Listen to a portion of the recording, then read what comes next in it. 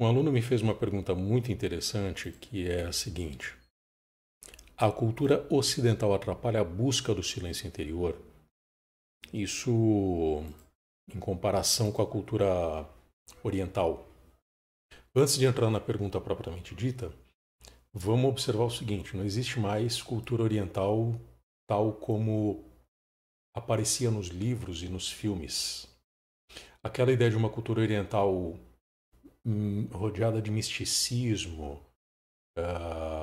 ligada ao Zen, ligada às tradições hindus, a tradições espirituais fortes e uma cultura permeada por essas tradições, isso não existe mais. Existem fragmentos minúsculos disso em alguns países. Então, se vocês vão para o Japão, por exemplo, vocês se deparam com templos budistas imensos dentro das cidades, né? Isso existe, de fato. Imagino que no sudeste da Ásia seja um pouco assim também. Na Índia também dizem que funciona dessa forma. Enfim, existem manifestações pontuais dessa cultura, dessas tradições dentro do ambiente urbano e cultural do Oriente, dos países do Oriente. Índia, Japão, China, Vietnã, Tailândia. Mas isso não tem a mesma força que tinha no passado. Então, o que a gente chama de cultura oriental hoje é um resquício muito distante daquilo que a gente via em livros até a década de 70, 80. Lembrando que na década de 50, 60, muito da cultura oriental veio para o Ocidente, mas veio modificada pela contracultura, por uma cultura que eclodiu ali nos anos 60, trazendo ideias da nova era, trazendo, enfim, uma série de misturas, né? Um caldeirão cultural bastante peculiar.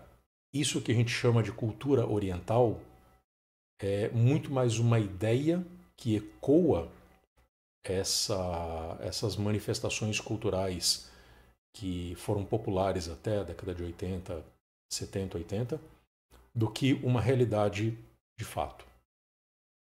Em outras palavras, se vocês forem para o Japão, para a China, para a Índia, vocês vão ver fortíssimas manifestações daquilo que a gente costuma chamar de cultura ocidental, que é essa cultura urbana do trabalho, do consumo, da agitação, do trânsito, do deslocamento, da gritaria. Alguns lugares mais, outros menos, mas de um modo geral é isso.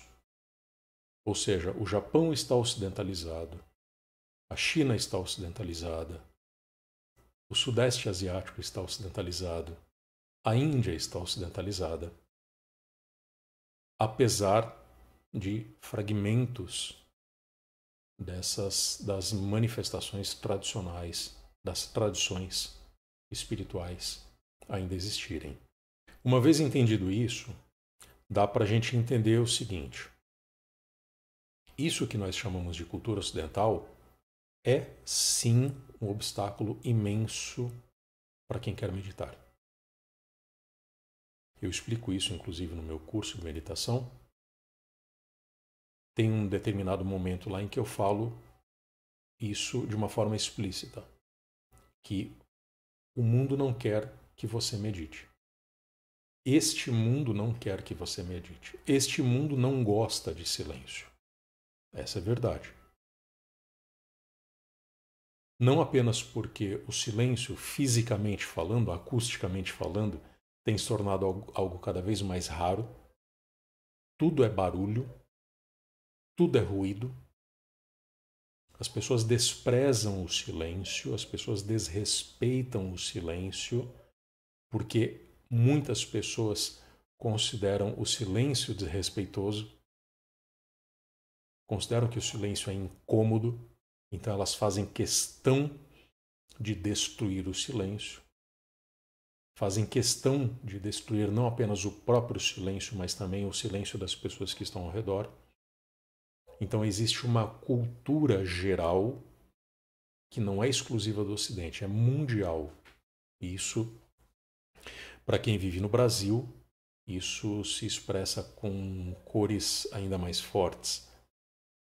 Existe uma cultura geral de evitar o silêncio e de produzir barulho o tempo todo. Seja por uma necessidade de falar coisas, por uma necessidade de expressar ideias, por uma necessidade de estar conectado, né? E conexão é barulho, é ruído o tempo todo. Seja por um medo de se relacionar consigo mesmo. Isso é muito comum hoje em dia. Isso é uma das marcas fortes da cultura ocidental, ou da cultura mundial, né? Considerando que essa cultura oriental a que a pergunta se referia, ela já não faz muito sentido. Eu não sei explicar por que isso acontece.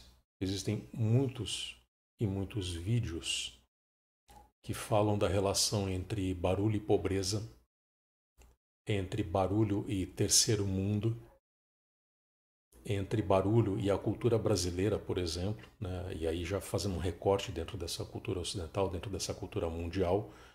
A gente sabe que o Brasil é um país barulhento, as cidades brasileiras elas são barulhentas, a cultura brasileira de um modo geral é dotada, é dominada por esse desrespeito ao direito ao silêncio, né? A violação do direito ao silêncio é uma das principais marcas da cultura brasileira, ou seja, relações de vizinhança problemáticas, relações de trabalho problemáticas, relações familiares problemáticas, principalmente por causa do excesso de barulho, por causa do excesso de falatório, principalmente, a necessidade de você se manifestar, seja por meio da música que você escuta, seja por meio dos motores que você pilota, seja por meio do seu próprio deslocamento dentro de uma cidade. Muita gente tem o barulho como principal meio de, não apenas de manifestação, mas de existência, o que é muito ruim. Isso faz mal para a saúde física, mental, emocional. Como eu disse, eu não sei por que isso é assim. Eu só sei que é assim. Percebo que é assim. Mas existe um outro lado nisso tudo, que é o fato de que cultura, essa cultura do barulho, né, essa cultura ruidosa, que é desrespeitosa, a cultura, de um modo geral, ela é uma manifestação coletiva. Não faz muito sentido falar de cultura individual. A cultura ela é eminentemente algo social, um fenômeno social. E é justamente na interação entre as pessoas que essa cultura se manifesta. A cultura é definida pela relação entre as pessoas, pelos valores que permeiam a sociedade. A saída para isso é o fortalecimento dos valores individuais. Em outras palavras, quanto mais você prestar atenção nos ruídos e nos silêncios na sua própria vida, quanto mais você se dedicar à entrega ao silêncio na sua própria vida, inclusive por meio da meditação, mais lúcido você vai ser em relação a isso tudo, em relação a esse problema